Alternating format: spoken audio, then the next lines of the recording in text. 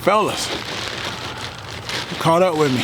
I went out yesterday, forgot my lens, and caught some nice cats. Let me show you my current jug setup. I'm actually using real jugs now. I'm going out again a couple more days this week and get some more footage.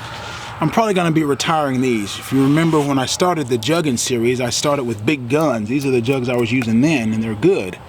2-hook system, 1 hook here, plus a weight, 2 hooks, plus a weight.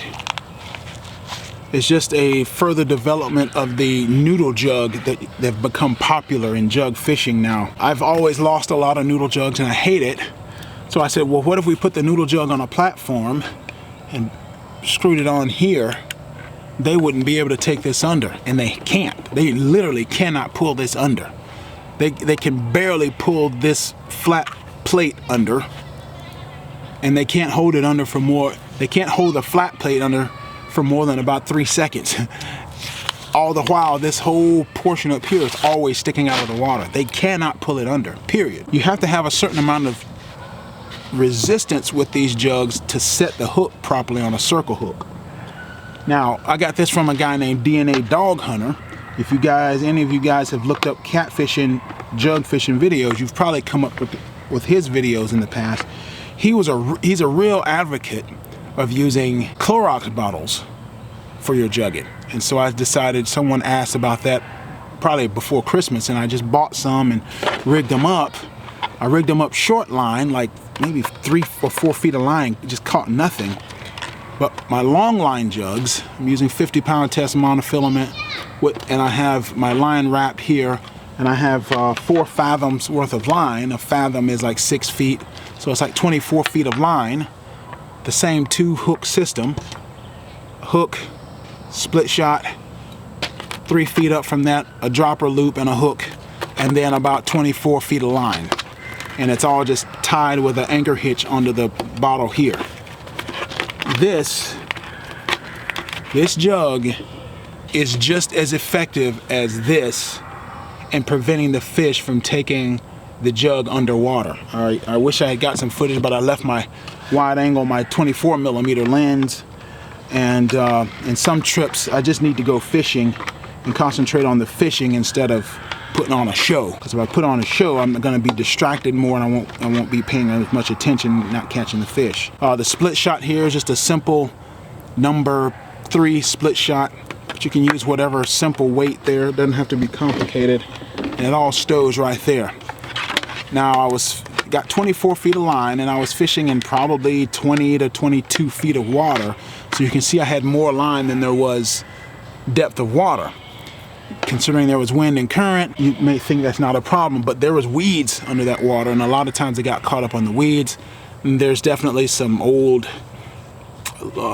tree logs and things that got stumped, that got hung up, and I lost some. Like on this guy, there's no hook on it, but I put the rubber band back on it, so we're having to re-rig some of our jugs.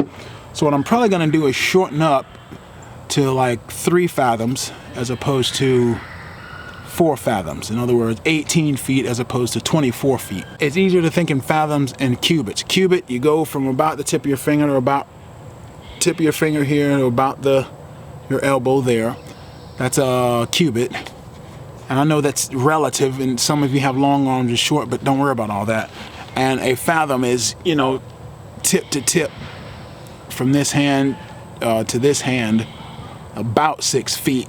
You know, it's probably a little bit less, but plan to head out in the morning. I got a cooler full of fish to clean today.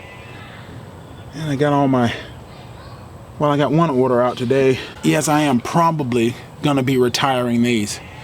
I put a single coating, a thick coating of epoxy on these, and a single coating of varnish, and I've just left them out, neglected them. I wanted to see how they would weather and wear over the course of a year, as opposed to my handline, which is weathered very well because I put like 3 coats of varnish or 3 coats of epoxy and a couple of coats of varnish on it or something.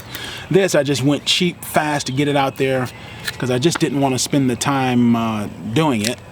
And as you can see, that's already dry rotting. The epoxy, it just didn't have enough on there. And this is actually bulkier than this. You see the difference in the area, right? You know, it takes up less, it's shorter and less area there, yet it's just as effective. The fish can't pull this under. I mean, there's some nice, they just couldn't pull it under. They can't pull it under, can't. So I guess the sun's going down. That's what I got for you today. I'm gonna head out tomorrow to shoot Juggin Season 2. The episode 2, season 2, but I wanted to let you know about the jugs. Free floating jugs are in fact the standard around my area, and hope that helps you with these jug fishing tips or whatever. Probably be Friday by the time you see Juggin Season 2, episode 2. See ya. Oh yeah, be sure to subscribe and then hit the bell so you'll know when that episode will be coming out, probably in a couple more days time from now. And I'll see ya, man.